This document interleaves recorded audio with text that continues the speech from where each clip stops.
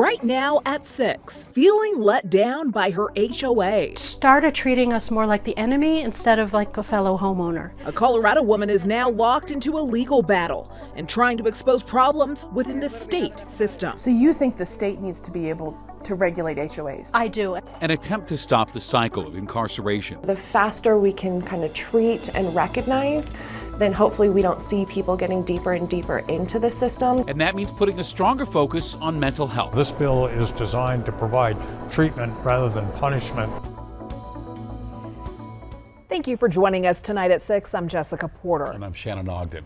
The complaints continue to come in to contact Denver 7. Homeowners associations foreclosing on homes, charging unaffordable fees, failing to do basic maintenance. Tonight we're taking an in-depth look at Colorado's HOA problem, from proposed legislation to homeowner advocates to HOA foreclosures. We begin tonight with Denver 7's Jacqueline Allen. I bought through the Boulder Affordable Housing Program in 2005. Kathleen Kriska thought her first home would be her forever home. I'm leaving. As you can see, I'm packing up some of my beloved things. Until things went sideways with her HOA at the Steel Yards condo complex in Boulder. There's a hole in the ceiling.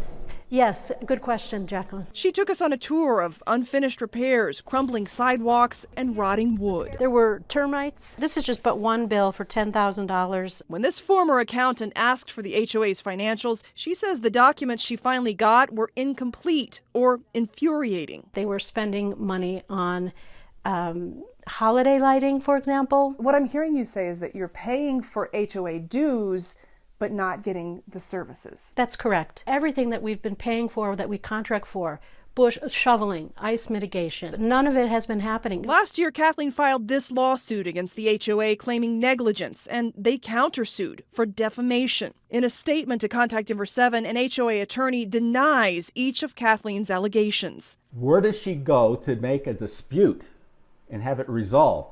In the state of Colorado, the answer is nowhere except a litigious, costly, time-consuming court system. Stan Harincevich heads up Colorado HOA Forum, a homeowner advocacy group pushing for reform. He says unchecked HOA power especially hurts people who can't afford to fight back in court. And you know what the legislature has done so far? Nothing. You shouldn't have to fight against a rigged system. State Representative Brianna Titone is sponsoring one of several HOA reform bills to limit HOA fees and give homeowners out-of-court options. It's almost like a dictatorship. Too late for Kathleen, planning to rent out her condo while still fighting her HOA in court. It was a very difficult decision to make, and it's been very, very expensive and time-consuming. For Contact Denver 7, I'm Jacqueline Allen.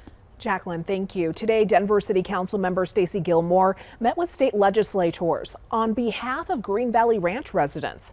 At least 50 homeowners are facing foreclosure for failing to pay HOA fines or fees. This past Saturday, Gilmore held a town hall for concerned residents at the Green Valley Ranch Rec Center. For those impacted, this is their livelihood on the line. I never thought that me or our family not paying those fines would lead to the point where we're at now, where we've lost our home. We've never received any emails, mail, notices from the homeowners. We don't know who they are, how to find them, how to contact them. The Department of Housing Stability says out of the 119 citywide HOA foreclosures in 2021, nearly half came from one HOA in Green Valley Ranch. Well, crime's been a big talking point of politicians nationwide. And here in Colorado, there are different strategies on how to lower the crime rate. One idea is to put more resources toward behavioral health services to help low-level offenders instead of incarcerating them. With that, here's Denver 7 political reporter Megan Lopez. Busy doesn't even begin to describe Mary McKenzie's day. I mean, we just had to close down referrals. Mary is a behavioral health navigator for the mental health diversion program in Boulder County. Rather, she's the only dedicated navigator for that program. And between her 36 rotating clients, she's always busy. I'm with them from the time of intake until the time of discharge after 6 months. Mary's part of a pilot program in the county prompted by a 2018 law to try to reach low-level offenders early in the arrest process. So they don't have to make a plea, they don't get sentenced, they're just diverted out of the system into community treatment. Using diversion rather than a court division to get them help. The faster we can kind of treat and recognize, then hopefully we don't see people getting deeper and deeper into the systems. So far, Boulder says it's had a 91% success rate and some significant stories. We had one man who had over 100 arrests in 2019. We were able to divert him into mental health diversion, and we were really happy to see that in 2020, he only had one arrest and none that I know of in 2021. He's now housed and stabilized. So this session, a bipartisan group of lawmakers is working to make that pilot program permanent. As part of the intake process in the jail, the bill provides that they are to be assessed. So this bill is designed to provide treatment rather than punishment. But there are challenges. A report released last year on the program found 8, like mental health provider shortages. If I don't have facilities or programs or people to staff those programs, it's not going to be as successful as it could be. Parts of the report also called the program all carrot and no stick. We don't threaten to file the charges later, but we do expect that they are going to work with us. The downside is that there's some people that might not come back. So some defendants could get away without treatment or punishment. Still, it's not just a carte blanche pretrial diversion program. Offenders have to qualify. Supporters insist this program is a different approach after so many years of taking the same tactic. If we can get people back on the right track, stabilized on their behavioral health issues, we're going to see less crime from them in the future. Megan Lopez, Denver 7. The bill passed its first committee last month. It heads to the Senate Appropriations next. State lawmakers want to make sure new Colorado families have one less thing to worry about. Today, Governor Polis and several state lawmakers revealed their plan for free universal pre-K. House Bill 1295 would create the Department of Early Childhood. It would oversee the universal preschool program. Families would get 10 free hours of preschool per week. If all goes according to plan, the 2023-2024 school year will be the first year of enrollment. The bill's first committee hearing is this Thursday. Coloradans voted to fund universal pre-K in 2020. Pending President Biden's signature, Camp Amachi in southeastern Colorado will be designated as a National Historic Site. The Amachi site was used as an internment camp for Japanese Americans during World War II. The House passed a bill to designate the site during a voice vote yesterday, and the president is expected to sign it. A Montrose man's been arrested for threats made via Twitter against FBI Denver, the Department of Homeland Security, and Wells Fargo. Christian Castrillon was arrested Friday, made his first federal court appearance yesterday. These tweets were released in the arrest affidavit. They show Castrillon threatening to blow up the FBI building in Denver, as well as attacking Homeland Security. A tweet also shows making threats against the Department of Human Services in Colorado. Now, he is set for another hearing again in federal court on Thursday.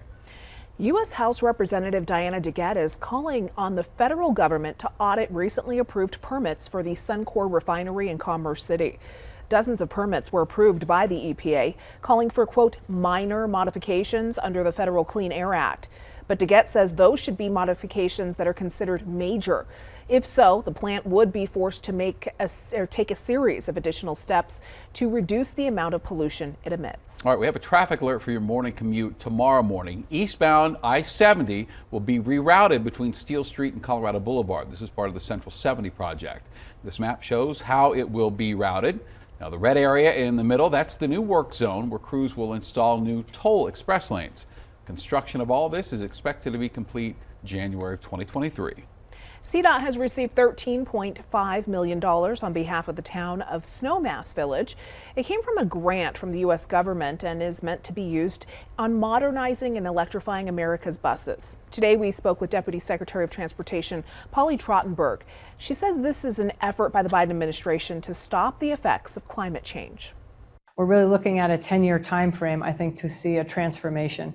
Look, as you know, transportation is the largest emitter of carbon, and we have a chance to really green and transform that sector and tackle climate change. And I know out in Colorado, you've seen some of the effects with devastating wildfires and floods, so we feel like this is an incredibly important moment to start to green our transportation system.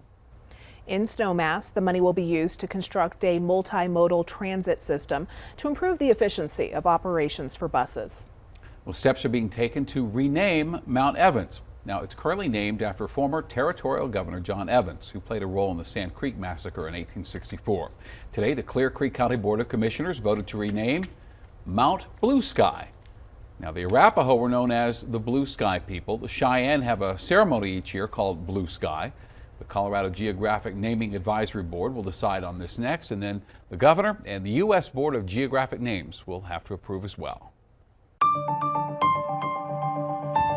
Warm and dry today, but there's a snowstorm on the way as early as tomorrow night. He dedicated his life to our country. This World War II vet is now getting the recognition he deserves. We don't want him to die without having ever felt that he was appreciated for the sacrifices that he made.